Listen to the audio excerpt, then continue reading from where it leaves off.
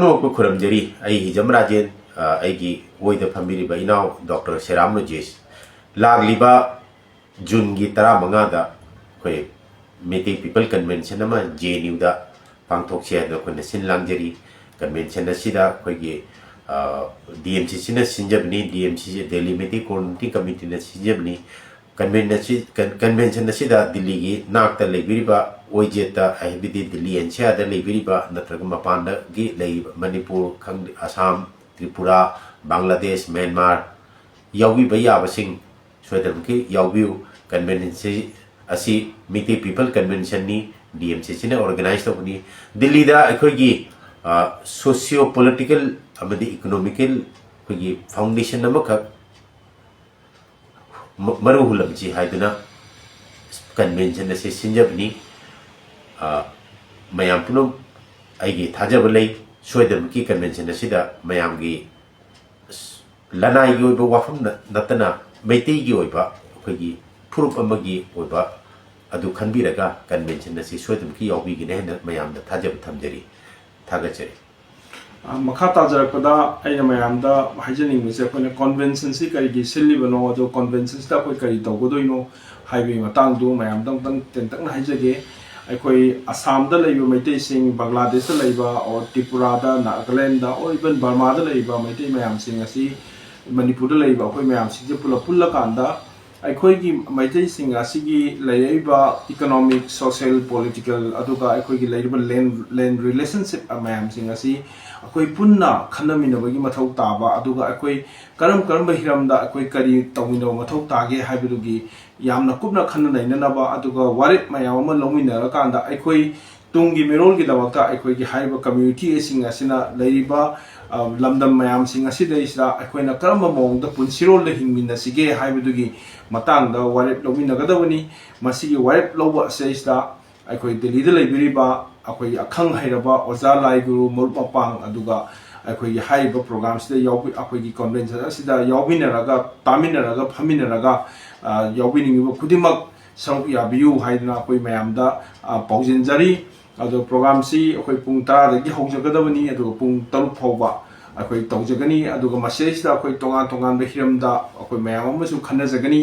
अदुगा मसिगी कन्वेंशन असिगी saruk अमोइनसु अखोइगी मदलौना लाइबा अगांगसिंग नाहासिंग सात्रसिंग असिगी मखोइगी कल्चरल एक्टिविटीज मयाम अमा प्रोग्राम मयाम अमा मखोइगी प्लेटफॉर्म अमा अखोइगी कम्युनिटी की कल्चरल प्रोग्राम सिंग असि मखोइदा साहनबा अदुगा ओजासिंगनसु मदुगी पोसि तम्मगा हजिक वेकेशन मनुंगसिदसु प्रोग्राम तौनिबा मयाम सिंग असिगी कमदौना सागदगे हाइबदगी पोतुसु तौ यौजदोरी अदुना अखोइ मफमसे लैबिरिबा दिल्लीदा लैबिबा पेरेंट्सिंग युमदा थोक्तबा वेकेशन मनुंगदा थोपिदबा लैरगसु अखोइगी इचा इशुसिंग अदुगा अगांगसिंग असिगी मखोइना करम टैलेंटा करम प्रोग्राम दा करम कल्चरल प्रोग्राम दा मखोइना करि तौगे हाइबदो ngамगै हाइबदो मयामदा मदु तहनसी हाइबो सिमजु हाइजरी मदुदा नतना अखोइ तोंगान तोंगान बा फील्ड दा लैखरबा मैथैगी खंग हाइरबा लैबा मयाम सिंग असि मखोइबु एप्रिसिएशन तौबा मखोइबु एनकरेज तौबा अदुगा मखोइगी फील्ड दा फाउरिबा मयाम सिंग असिबु अखोइना एप्रिसिएट तौबा आगे थोरमसु हाइबो कोनबा अखोइ 1 डे कन्वेंशन सिगी मनुंगदा यावजगनी अदुना अखोइगी ngasi बाउता अखोइ हाइबा कम्युनिटी की सर्विस तौरिबा मयाम सिंग असि अखोइ एक्नॉलेज तौजगनी हाइबो वफमसि हाइजबगो लोइना अखोइगी मसेसदा अखोइगी दिल्लीदा नतना मणिपुरदगिसु अखोइ ओजासिंग लाक्पिगनी अदुगा मरोइना अखोइनि स्पेशल गेस्ट होइना अखोइगी सोशल एक्टिविस्ट ओइबा एक्टर्स ओइबा आर्टिस्ट ओइबा DMCC की ngasi वक्त तौइबा प्रोटेस्ट कया सेसदा अचौबा अखोइ मयामगी कैंपेन तौबदा saruk yabiriba दायित्व लौबिरिबा अखोइ मयामना खंगनरिबा ओजा सदानंदा इसै अखोइ ओजा हमो महक मसामक अखोइना बातोन तौजबा मतमदा महकसु यावबिगनी हंदकति सोइदना यावगनी ममांगदा यावबु ngамगिद्रगसु हाइदना अखोइदा यावबिगदोरी अदुगा महकनासु रिलीफ कैंप दा कया दा सत्तना अखोइ याम कन्ना स्ट्रेस ओइबा मतमदा अखोइ चलगा अखोइगी लैबा रिलीफ कैंप की IDP सिंग अदुगी ngahak nungai मिकुप मयाम अमा पिरकान हिंनिंगबई वखलना चिंबा पिनबो खनबदा अचौबा थौदाव लंफिबो जानी aduga akhoi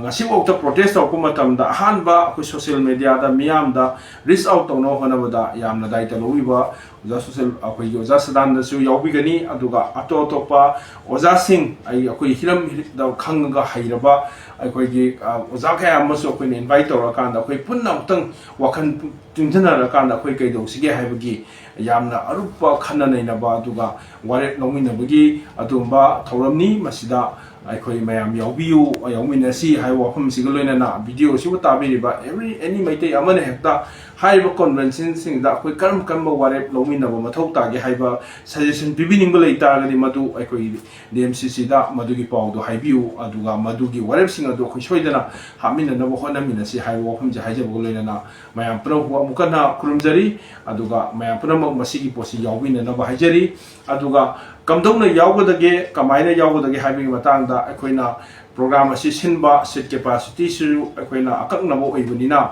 akoina akoi satra sing ga dagi akoi family aduga family oina leitaba akoi individual thawak tawriba sing asigi akoina registration gi mongda amaka structure khara samjari maramdi laiba mayam sing si sana wathangna breakfast ka ge mayam du su singa dawa aduga akoina igadorba booklet mayam phonggodorba bully sing adugi printed copies mayam du su legadorinina koi registration amaka online da tawjagani satra singina registration oina akoi gi mai donation haiba tare akoi isai chaba thakpa maru sinba lakbudugi expenditure mayam sing du oiminana bagi satra singina 100 rupees register token tawjagani aduga thabak tawba single family oina leiba imung family lawaidabo oiragana 299 rupees admaina tawbigani aduga family oina lakbigadoba singina akoi 499 haidana sumaina category ahum thongna khaijari haiba asi akoi January akoi June gi tang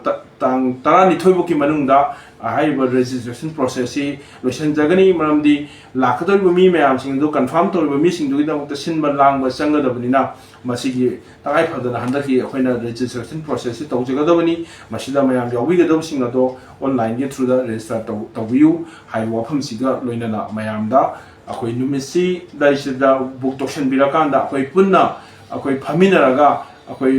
akoi fazana tina taknaba akoi phana akoi warik kya lomina si haidra mayam da amkana krum jari mayam pano mo thara jari ai supplement am tang tok joge Delhi NCR sida Assam dagi Tripura dagi Manipur dagi mitei yamna khunda duna yum sa duna masa masa gi property longna dina lei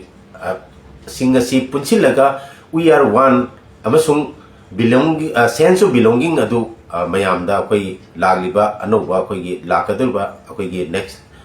generation da legacy si pass to minasi ana koi masi lanai goi ba thoram natamina koi mayam punminaraga masi tanaminasi koi DMCC khakta gi nate nami atopa kanagum magi su koi lanai thabak nate aduna koi mayam punna phaminaraga masi janing to minarba targati madugi asemba result adu so de lakani ne kali mayam punmok lakyu Delhi NCR da even Jaipur phawda sumite yamna yum masala na gi yum saduna leinare haina tai kari na hidi amuhanna koi ningda hangani habse thajabasu wala apni na mafam masida ai gi culture ai gi inat asi muttanaba kamai to na maintain to kani habdu adu khakta natna ai gi sense of belonging and being a mate we are one haibagi message adu paujel adu mayam da piminasi ai tomta na piga dawnate mayam pun mo pimin apun mana yai fare thank you